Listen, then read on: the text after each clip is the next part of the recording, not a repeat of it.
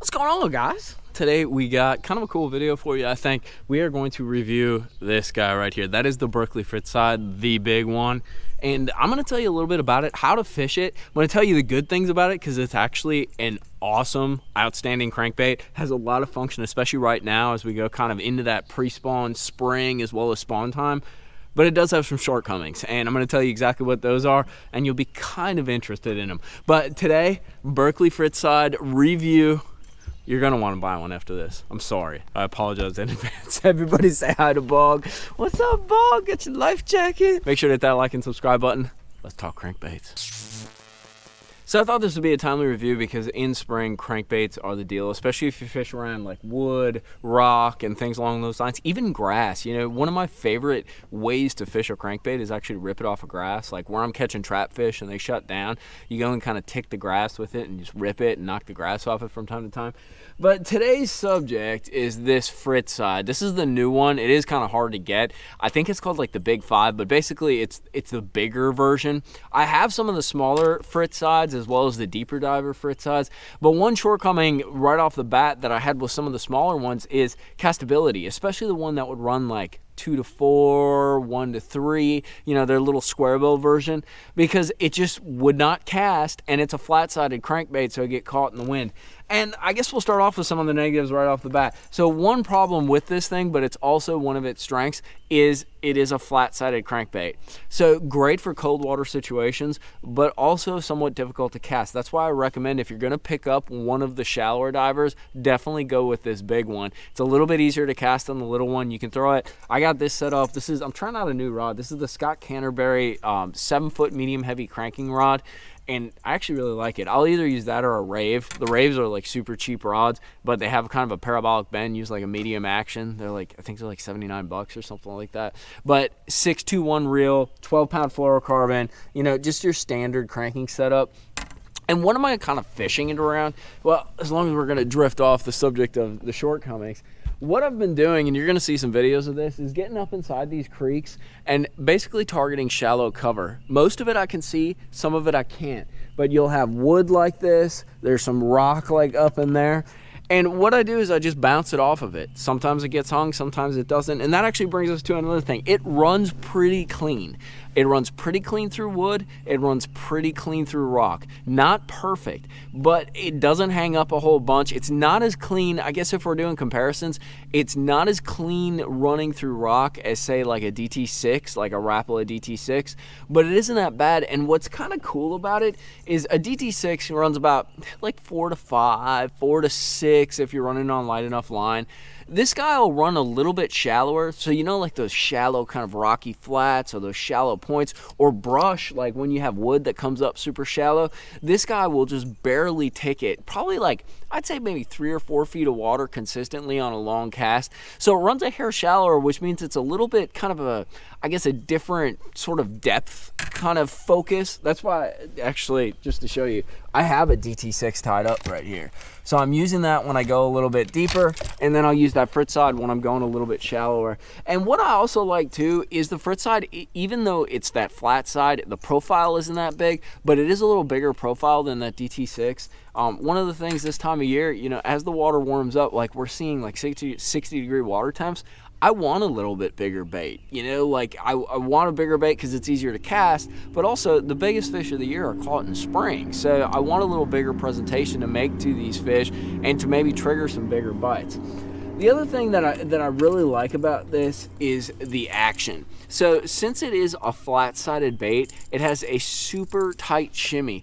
It's a little bit wider than a DT6, but it's, I don't know how to explain it. The flat sides really keep it tight, and what it does is when it actually hits something, it does this wide kind of wonk, like this roll wonk, which is super cool. I've actually caught a couple big ones. I'm probably gonna thread the video over it, but I caught like a 5 and another 5.5, 6, one fish in a creek, one other one fishing wood, but it all had to do with when I hit that piece of cover and that bait deflected and I just let it for a second, dude, my whole rod loaded up and she cranked it. Like it was a good bite, and I don't know know if I would have got that bite on a DT6, especially in the wood.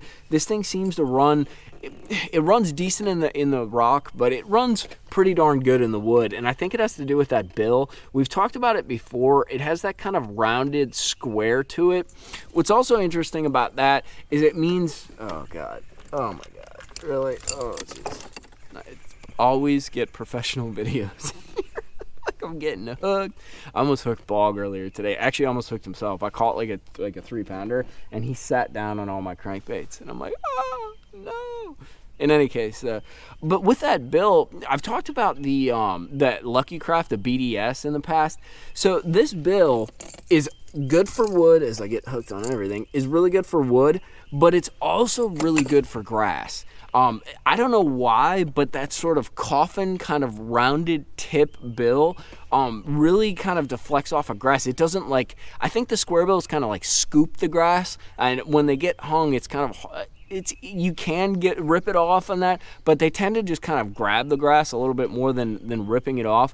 And that rounded bill, I think it's easier to clear it when you rip it. So this is something like we have a bunch of eelgrass on Gunnersville. You could, crank it down. Actually, my buddy Josh in one of the earlier videos, he was using it to kind of tick grass and like coming up to 4 to 5 foot or so. And that's another really good way to do it, because they don't see crankbaits like this, especially a flat-sided crankbait on that shallow kind of grass. And it's a super subtle presentation, especially for you guys who are just coming into some warmer water periods. Like I mentioned, it's like 60 some degrees, I think, the water temp. Let's take a look. 63.9. These jokers are going to be on beds. Get ready for a sight fishing video, because it's coming if this keeps up. There's a little front going to go through, but for you guys up north, like that flat side has a much more subtle report. It's one of the reasons that a lot of guys will throw a DT6. A DT6 is not a flat-sided crankbait, but it has such a thin profile that it has a super tight shimmy. You're gonna get that out of this Berkley as well, and I like it. I guess, frankly, overall, I'm gonna tell you some negatives in a second here, but overall, it catches big fish. Like I guarantee you will catch some big fish. I don't know if it's because they haven't seen it or if it's because of those flat sides, but it definitely catches some big fish. A couple colors. This is, I think this is like Kentucky blue. I don't think you can get this joker right now, but it has that kind of nice blue iridescent white, perfect shad mimicker. And then everybody's into red. I forget what this one is called. I think it's like, it might be Morning Dawn. I'm not 100% sure, but it's really hard to get like straight red baits right now. And in my opinion, like if it has like a red hue to it, like this one does, please don't buy all these too, because I gotta order some from Tango Warehouse. But if it has a red hue to it, it does the job. And I know it's kind of a fad and stuff. I've caught all my big ones on this red guy, so take it with a grain of salt, whatever you think, but the red one has been hot. But let's talk, since I got the red one in my hand, there's a reason I don't have it tied up right now, and that's this. Okay, so this is the one shortcoming. The price point, I think, is like $9.99 on these guys.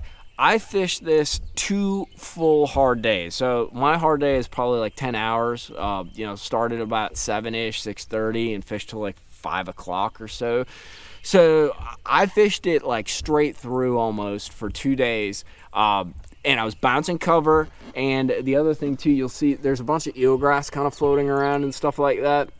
So I'll admit it, I was smacking the bait on the water, and I know you're not supposed to do that, especially with a DT6, but I was doing all these things, and I did break the bill. It broke right off, and when I think I was casting it and it broke off. It wasn't when I was smacking it, but I know smacking it had a lot to do with it. So the only downside, and like I said, you can take this with a grain of salt, is the bills are pretty, you look at the one that's still on there, it is pretty thin, and it isn't attached like a whole bunch you see on there. It's pretty in there, but it is a flat-sided crankbait, so there isn't a bunch of area that they can stick it to and wedge it in. So it is what it is. I guess my simple recommendation would be, if you want to try them out buy 2 of your favorite color and try them, because especially if you like are bonking cover or if you're around grass and if you're ripping the bait especially, you're gonna break the bill off. Like, it's just the reality. But I really do think you're gonna get some bites that you wouldn't have gotten throwing your traditional square bill or maybe even a DT6 by throwing this thing, because they haven't seen it and because it has a different action. But that's gonna be kind of a wrap on this guy. I'll put links to this as well as my whole cranking setup, this rod that I'm trying out. I actually really like this rod. It's a 7-foot medium heavy, but it's super soft, but it's a composite. It's not a glass rod, but it's actually a little bit better than the Rave. Like, the Rave is nice, but it's a little too stiff. This has a little bit more give, and it's perfect for like cranking around the rock and tipping off the wood and stuff like that. But I'll put links to everything down in the description box. I'd highly recommend go maybe up to 15, but most of the time 90% of your shallow cranking that you're doing should be done on like 12-pound fluorocarbon. Red Label, super generic, super cheap.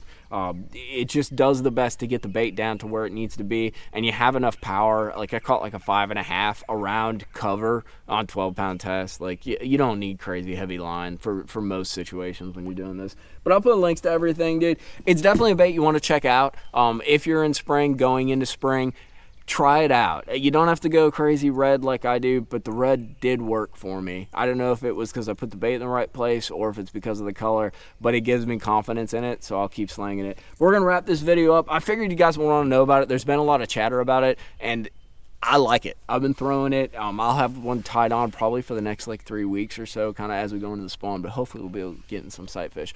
But if you guys got any questions or if you have anything to add to that review, make sure to drop it down in the comments. You guys are always really good about offering your insights, your perspectives, and experiences you've had on the water with baits, with techniques, whatever.